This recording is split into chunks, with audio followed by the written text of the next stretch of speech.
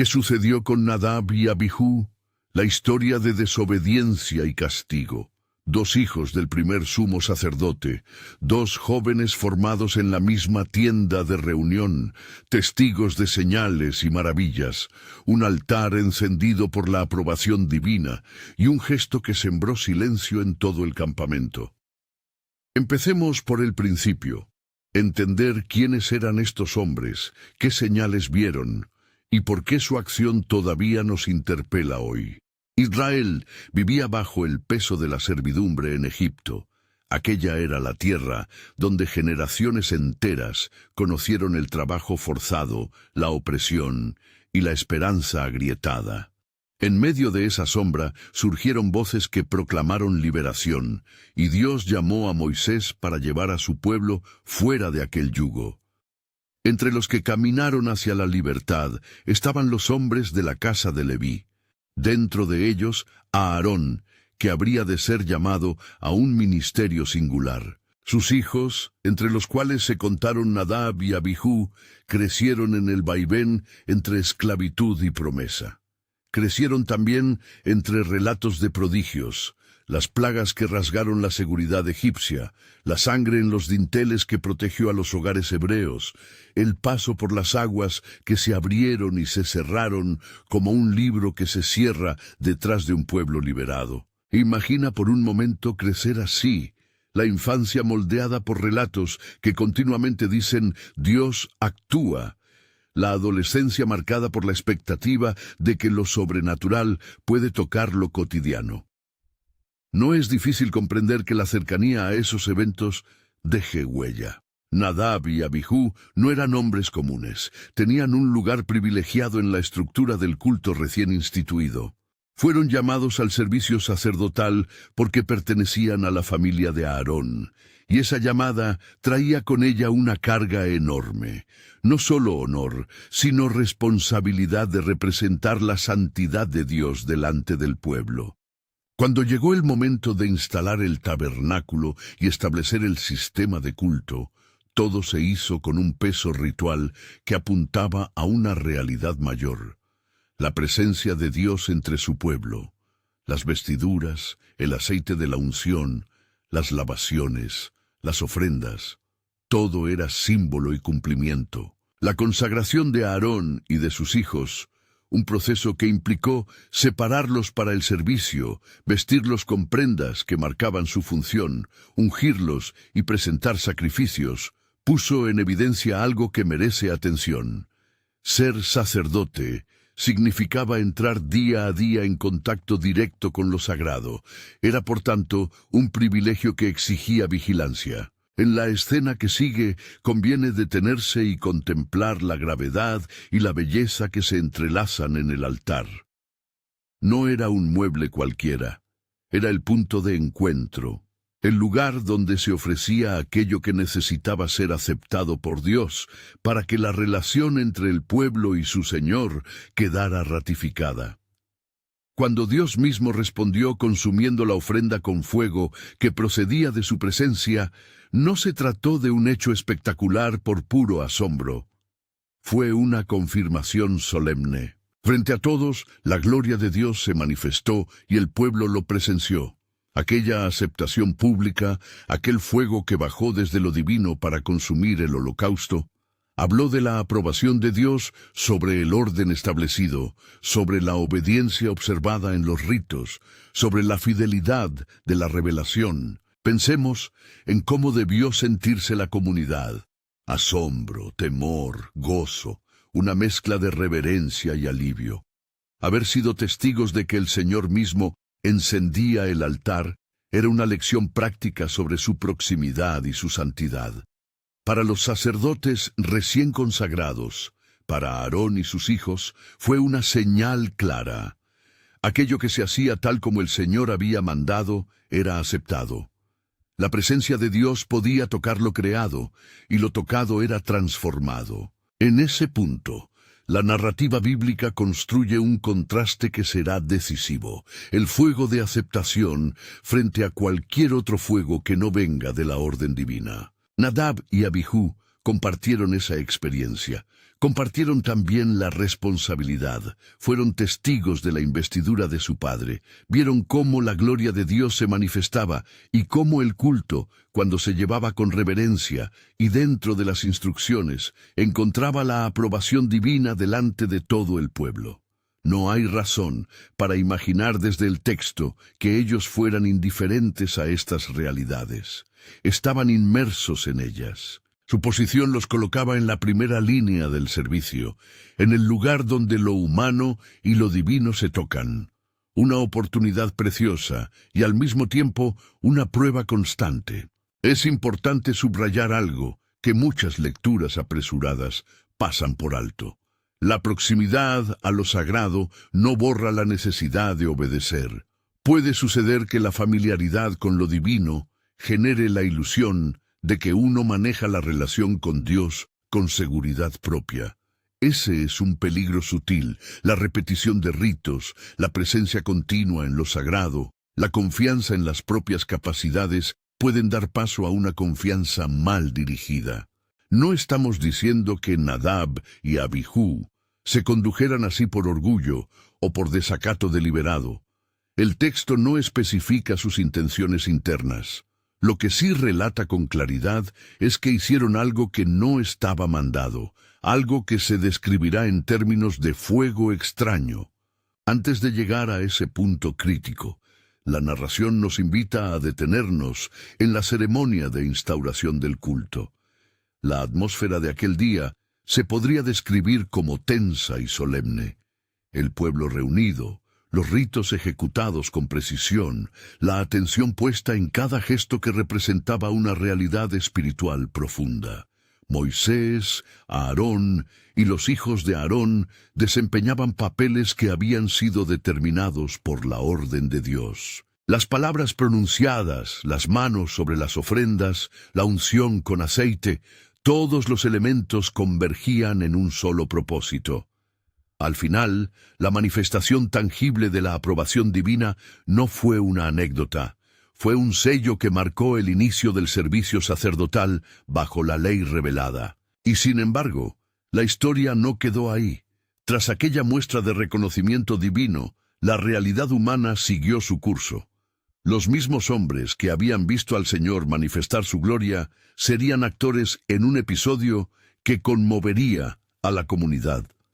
La narrativa bíblica, con esa mezcla de proximidad y extrañeza, sitúa a Nadab y Abihú en el centro de un gesto cuya naturaleza exacta el texto expone sin entrar en especulaciones sobre sus motivos. Lo que se lee es esto: tomaron censers, pusieron en ellos fuego, ofrecieron incienso de una manera que no había sido ordenada. El término que la tradición recoge es fuego extraño, fuego que no procede de la orden establecida. Pero ¿qué implica exactamente fuego extraño? No debemos precipitar conclusiones. No es necesario llenar esa expresión con psicologías o historias que el texto no relata. La Escritura, al emplear esa frase, marca distancia. Lo que hicieron no concordaba con la instrucción divina. En contextos rituales, la diferencia entre lo permitido y lo prohibido puede ser cuestión de formas y símbolos, pero esas formas contribuyen a formar el significado. En el culto instituido por el Señor, los gestos, las palabras y la fuente del fuego tenían un sentido. Hablaban de dependencia, de reconocimiento de que la iniciativa pertenecía a Dios y de que el hombre debía no solo obedecer, sino rendirse a la dirección que el Señor había dado. Alterar aquello no es un simple detalle técnico. Toca el corazón mismo de la relación entre el pueblo y su Dios. Imagínalo. Dos jóvenes sacerdotes con incensarios en las manos, en un espacio donde el aire está cargado de humo ritual y expectación, donde cada movimiento es espejo de una verdad eterna. ¿Qué los llevó a usar un fuego que no estaba mandado? El relato no lo detalla. Podrían haber pensado que su acercamiento era apropiado, podrían haber creído que su familiaridad con el sistema les daba licencia para actuar, podrían haber ignorado la instrucción por distracción o por un impulso momentáneo. Pero insistimos, Cualquier intento por adivinar sus motivaciones debe ser presentado como eso, una conjetura, no como historia. El núcleo del relato no nos permite reconstruir ese interior con certeza. Lo que sí queda claro es el peso de la escena cuando se describe el contraste entre la aceptación anterior por parte de Dios y este acto que se aparta de la ordenada. Antes, el fuego divino había consumido la ofrenda en presencia de todo el pueblo. Ahora, un gesto humano introduce una variable no autorizada. En la economía ritual que establece el Señor, las formas no son meras costumbres. Son canales por los que la gracia y la autoridad del cielo se comunican. Cualquier desviación de esos canales puede desestabilizar lo que el rito pretende confirmar, la soberanía de Dios y la dependencia del hombre. Al llegar a este punto de la narración, conviene detenerse en la figura de Aarón. Es fácil, desde nuestra distancia, ser severos con sus hijos. Sin embargo, Aarón es un hombre situado en una trágica tensión, padre y sumo sacerdote a la vez, responsable de la familia y custodio del culto. Pensemos en él por un instante. Formó a sus hijos, participó en la consagración, vio cómo Dios aceptaba el altar con fuego. Ahora debe enfrentar la posibilidad de que aquellos a quienes entrenó hayan actuado fuera de la instrucción. Su posición es humilde y compleja. La historia no lo presenta como un espectador indiferente, lo sitúa en medio del dolor y de la responsabilidad. Esa condición nos obliga a no convertir el relato en un espectáculo de condena fácil, sino en una invitación a entender las implicaciones de servir frente a la santidad de Dios. La tensión va en aumento. El pueblo observa, los líderes observan. La atmósfera del lugar está cargada de significado. Los ritos han sido establecidos, la ley ha sido proclamada, la gloria se manifestó, y ahora dos jóvenes alzan sus incensarios con un fuego que no proviene de la fuente que Dios había indicado. ¿Qué vendrá después? No es algo que pueda tratarse con ligereza. La narración bíblica no es un resumen moralizante, es una escena que interroga al lector y le exige prestar atención a la relación entre privilegio y responsabilidad. Aquí conviene hacer una pausa para hablar directamente a quienes escuchan esta historia hoy. Si te interesa entender la lección detrás de este episodio, quédate hasta el final. No pretendemos usar este relato para sembrar temor barato, ni para afirmar que toda falla ritual merece un castigo espectacular. Tampoco queremos presentar a Dios como caprichoso. Lo que buscamos es que el relato haga su trabajo, confrontarnos con la sacralidad de lo divino, con la necesidad de obedecer las instrucciones cuando servimos en su nombre, y con la seriedad con que debemos asumir el ministerio y el liderazgo espiritual. Volvamos a la escena. Tras aquella consumación del holocausto por fuego divino, el pueblo debió experimentar un respeto tembloroso. En medio de ese ambiente, los movimientos de Nadab y Abihú no pasan inadvertidos. Sus censers, normalmente instrumentos destinados a expresar fragancia y elevación espiritual, se convierten en el foco del desacuerdo. Un fuego no aprobado, un acto que interrumpe la armonía ritual que se había establecido. No estamos ante una disputa administrativa, estamos ante una cuestión que afecta la manera en que se reconoce la autoridad de Dios en el culto público. Conforme la narración avanza, no podemos evitar percibir la fragilidad humana en contraste con la majestad divina. Los instrumentos del culto, las palabras, los gestos, la disposición del corazón, todo conforma un entramado que comunica reverencia o profanación. En este sentido, profanar no debe entenderse aquí como una etiqueta moral superficial. Profanar, en la economía bíblica, es desviar lo que está llamado a ser consagrado hacia usos que no reconocen su origen divino. Es por eso que la reacción a la improvisación ritual no es simplemente un regaño técnico. Es una corrección que preserva la integridad de la relación entre Dios y su pueblo. Es importante subrayar, además, que el texto bíblico presenta estos hechos con un lenguaje que busca mover el corazón del lector ante la santidad. No se trata de construir un espectáculo a costa del sufrimiento de unos hombres. La narración plantea un dilema teológico y moral. ¿Cómo relacionarse con un Dios que es a la vez cercano y absolutamente distinto?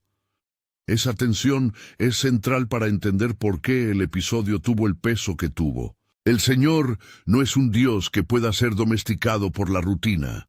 Su presencia exige respuesta adecuada. Mientras nos acercamos al momento en que Nadab y Abiú levantan sus incensarios, el silencio en el campamento se hace palpable. Cada respiración es un recordatorio de lo que está en juego. La manifestación de la gloria divina ya vista, la posibilidad de mantener la obediencia, el riesgo de que la familiaridad produzca errores fatales. Este es el punto donde la historia concentra su tensión máxima antes del desenlace. Dos jóvenes, una iniciativa no autorizada, una comunidad expectante y un altar que ya ha sido señalado por la aceptación divina. No es mera curiosidad histórica preguntar por qué una acción ritual puede tener consecuencias tan graves. Para los israelitas, el culto no era teatro ni costumbre superficial. Era la forma por la que la alianza se concretaba.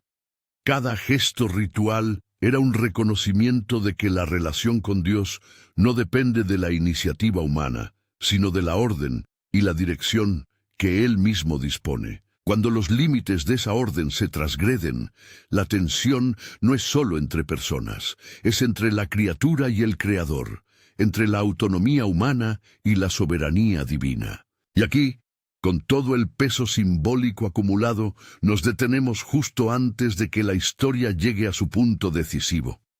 Nadab y Abijú han tomado sus censers. El humo se eleva.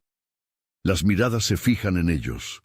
El altar está allí, todavía marcado por la presencia que lo consumió antes. El pueblo aguarda, consciente de que lo que ocurra no será un asunto privado, sino una señal para toda la comunidad.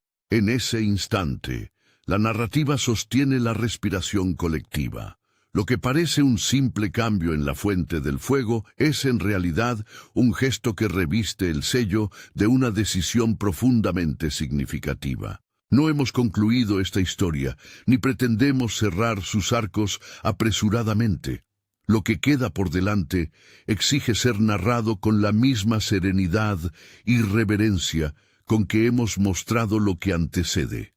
La respuesta divina, la reacción de Aarón, el tratamiento de la comunidad y las enseñanzas que este episodio ofrece para el liderazgo, para la liturgia y para la fidelidad cotidiana. Es imprescindible enfrentar esos desenlaces sin sensacionalismos, sin búsquedas de culpa simplista, y con la claridad teológica que el texto requiere. Pero antes de continuar, recordemos lo esencial. La pregunta inicial que encabeza esta narración: ¿qué sucedió con Nadab y Abijú? La historia de desobediencia y castigo no busca satisfacer una curiosidad morbosa. Busca que comprendamos, con peso y seriedad, cómo la santidad de Dios configura la vida del pueblo llamado a ser santo. Nadab y Abiú son, en este relato, la advertencia viviente de que el privilegio no exime de la obediencia. Al contrario, la intensifica. Su cercanía al altar no los protegía de la corrección divina. Su cercanía los hizo responsables en mayor medida. Cuando regresemos a esta escena, seguiremos la secuencia que el texto propone. La reacción inmediata, la toma de decisiones por parte de Moisés y Aarón, el modo en que la comunidad responde y la reflexión final sobre lo que significa servir delante de un Dios santo. Examinar esas respuestas nos permitirá extraer lecciones prácticas para líderes y para creyentes. Cómo manejar la reverencia en el culto, cómo sostener la autoridad divina sin rigidez injusta, y cómo evitar que la familiaridad con lo sagrado se convierta en negligencia. Por ahora, mantengamos la atención en la tensión acumulada. El altar, el humo, los incensarios en manos jóvenes, el pueblo que observa. La escena está lista para revelar su desenlace, pero resulta necesario abordarlo con el cuidado que corresponde. Mientras tanto, permitamos que la pregunta que abre este relato siga resonando. ¿Qué sucedió con Nadab y Abihú? ¿Por qué una acción ritual, aparentemente breve, terminó por convertirse en un punto de inflexión para el pueblo?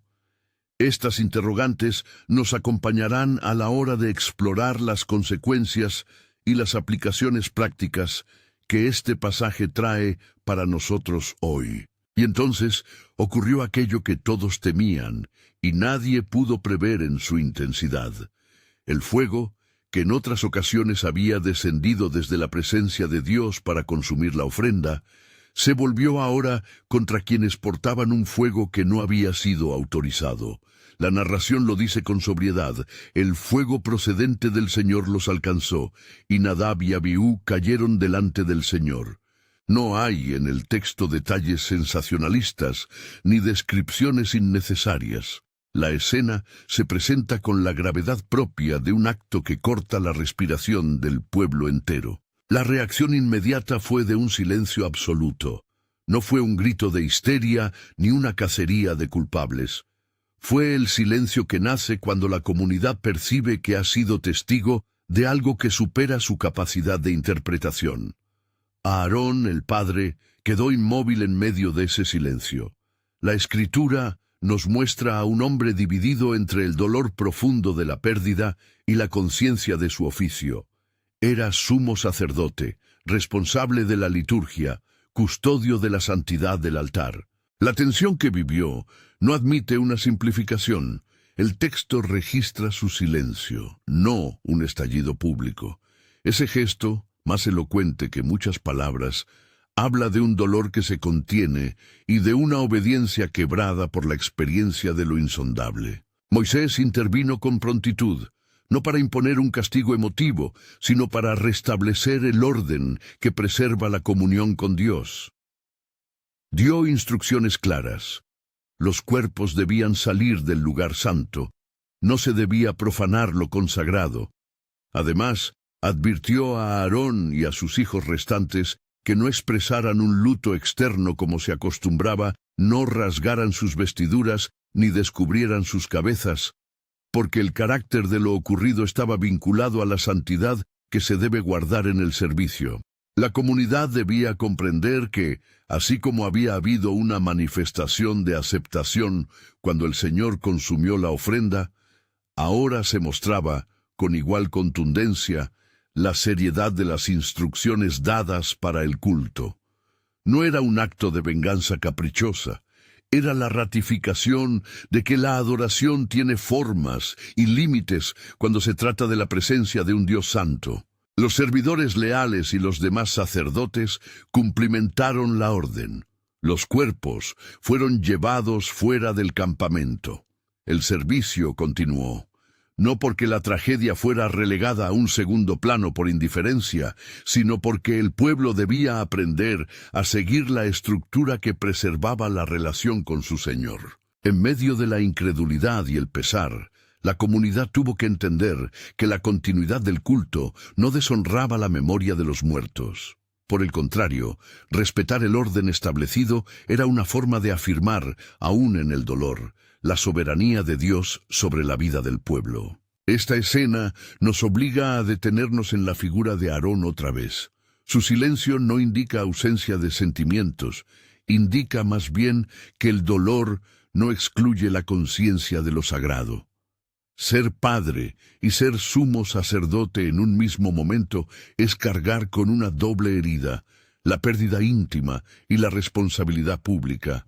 No es nuestro papel convertirlo en un personaje heroico desprovisto de humanidad, ni usar su tragedia para imponer temores injustificados. Aarón fue un hombre que experimentó la ruina personal en medio del servicio que le había sido encomendado.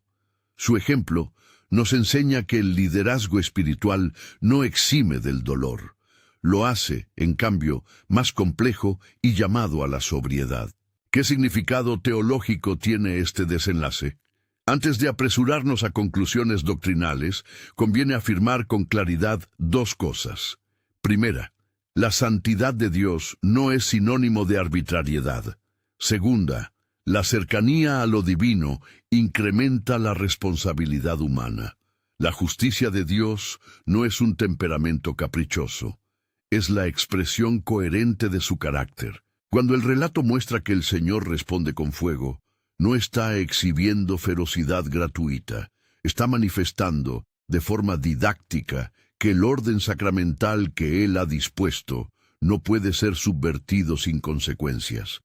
Ese orden no existe para reducir la libertad, sino para tutelar la relación entre creador y criatura.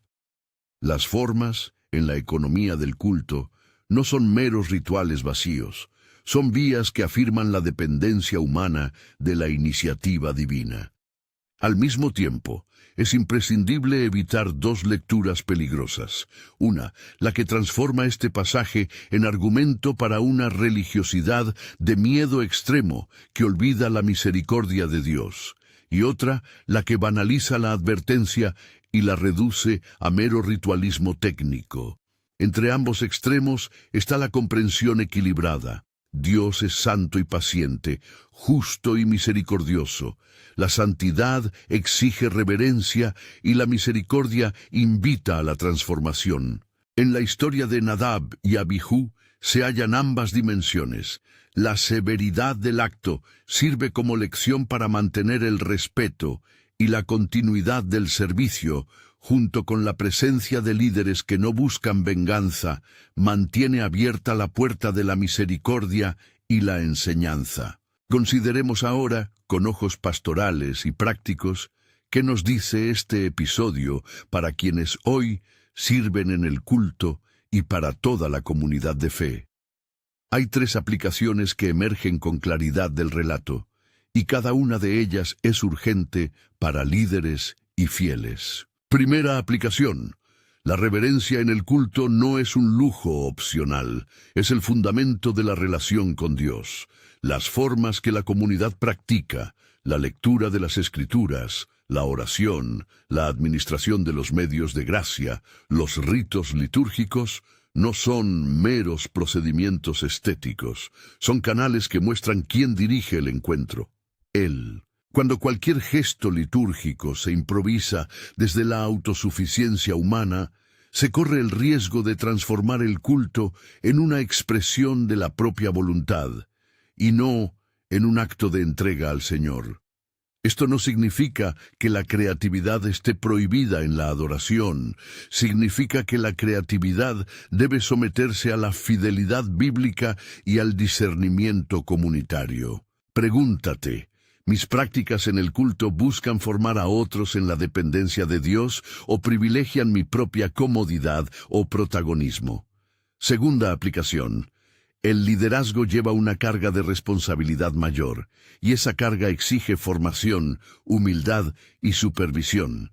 Nadab y Abihú ocupaban una posición de privilegio. De su conducta dependía la percepción del pueblo sobre la santidad del servicio. Hoy, los que guían a las iglesias, pastores, ancianos, diáconos, líderes de ministerios, deben recordar que su cercanía a lo sagrado acrecienta su deber de cuidado. Esto implica no solo preparación técnica, sino también espiritual. Revisar motivaciones, buscar consejo, aceptar límites y rendir cuentas. La familiaridad con los rituales o con los espacios sagrados no puede ser excusa para la negligencia. Un liderazgo que presume de cercanía sin humildad pone en peligro no solo su propia integridad, sino la del conjunto de la comunidad. Tercera aplicación. Cada creyente, independientemente de su rol, necesita practicar el examen personal y la reverencia cotidiana. No es necesario ocupar un altar para exponerse a la tentación de la improvisación espiritual. En la vida diaria también se manifiesta la inclinación a priorizar nuestras ideas sobre la dirección de Dios. ¿En qué ámbitos de tu vida has actuado con rapidez, sin consultar la Escritura o sin pedir sabiduría a quienes te acompañan en la fe? donde la familiaridad con la experiencia espiritual te ha llevado a confiar más en tus impresiones que en la palabra revelada. Este relato interpela a todos. La cercanía a la obra de Dios aumenta la exigencia moral y espiritual. El llamado no es al perfeccionismo paralizante, sino a la humildad que reconoce límites y busca orientación. En estas aplicaciones conviene aclarar un punto que las lecturas superficiales podrían pasar por alto. La advertencia del texto no debe convertirse en una fórmula universal que prometa castigos instantáneos por cada error humano. El relato tiene un propósito pedagógico para aquel momento y contexto, establecer límites claros en la nueva liturgia israelita, y debemos interpretarlo en la riqueza de la revelación bíblica completa. Hay en la Biblia ejemplos de disciplina que restauran, corrección que conduce a la renovación y, sobre todo, la oferta constante de perdón y reconciliación en Cristo. La lección que tomamos aquí es para incrementar nuestra reverencia, no para cultivar el temor que paraliza. Volvamos por un momento a la dimensión comunitaria que emergió tras la tragedia. El pueblo no respondió con linchamientos ni con discursos inflamados. Se vio marcado por la seriedad de lo ocurrido. Eso nos enseña algo crucial. La comunidad de fe debe ser una escuela de discernimiento, no un tribunal de escarnio. Cuando suceden fallos en el liderazgo o en el servicio, la respuesta adecuada combina la justicia con la compasión, la verdad con la restauración. Mantener el equilibrio entre reclamar responsabilidad y ofrecer caminos de restitución es el reto práctico que la Iglesia enfrenta en cada época. También cabe pensar en la preparación y en la formación litúrgica. Si la consagración del servicio involucra símbolos y acciones que comunican la realidad espiritual, resulta lógico invertir tiempo en explicar, enseñar y formar a quienes sirven. El relato sugiere que la novedad del sistema de culto requería un aprendizaje cuidadoso. La misma realidad se repite hoy. Cuando introducimos prácticas, instrumentos o ministerios nuevos, la enseñanza y la supervisión son necesarias. No se trata de burocracia religiosa, sino de fidelidad responsable. A esta altura de la reflexión es posible que te preguntes, ¿cómo vivo yo hoy la tensión entre reverencia y libertad creativa? ¿Cómo cuido mi corazón para que la familiaridad con lo sagrado no me haga insensible? No hay respuestas fáciles, pero sí pasos concretos. Practicar la humildad en la formación, aceptar corrección, buscar el consejo de líderes maduros, medir nuestras iniciativas a la luz de la Escritura y priorizar la edificación de la comunidad sobre la satisfacción personal. Esas decisiones, repetidas en la fidelidad, construyen una cultura de servicio que honra a Dios y protege al pueblo. No olvidemos, además, el lugar que ocupa la gracia en toda esta reflexión. La historia no se concluye con un gesto de exclusión eterna. La Biblia, en su amplitud, nos presenta a un Dios cuya santidad convive con la misericordia. La lección debe llevarnos a una conversión de corazón, no a un retraimiento paralizante. La reverencia auténtica madura en el equilibrio entre el temor, que nos enseña a no tomar a la ligera la presencia divina, y la confianza que nos impulsa a acercarnos en humildad, sabiendo que la gracia repara y transforma. Para cerrar, volvamos a la pregunta que anunció este relato. ¿Qué sucedió con Nadab y Abihú? Sucede que, en un momento en el que el pueblo estaba llamado a aprender la seriedad del encuentro con Dios, la desobediencia ritual, la introducción de un fuego extraño, provocó una respuesta que dejó claro que la presencia divina no se domestica. La historia nos recuerda, con dolor y con enseñanza, que el privilegio de servir no anula la obligación de obedecer. Por el contrario, la intensifica. Nadab y Abihú son una advertencia histórica. La cercanía al altar nos hace responsables, y esa responsabilidad exige reverencia, formación y humildad. Si te ha movido esta reflexión, te invito a un paso adicional. Toma un momento para examinar tu vida y tu servicio. Pregúntate qué prácticas necesitas revisar, qué actitudes requieren humildad y qué decisiones deben ser sometidas al consejo sabio. Y si esta enseñanza te ha resultado valiosa, comparte en los comentarios desde dónde nos escuchas y qué impresión te deja este pasaje. Que tu testimonio ayude a otros a vivir con más reverencia el misterio delante del cual nos reunimos. Señor, ayúdanos a mantener la reverencia que tu presencia merece. Danos ojos para ver la seriedad de servir y corazones dispuestos a aprender. Que la cercanía contigo no nos haga insensibles, sino humildes y obedientes. Amén.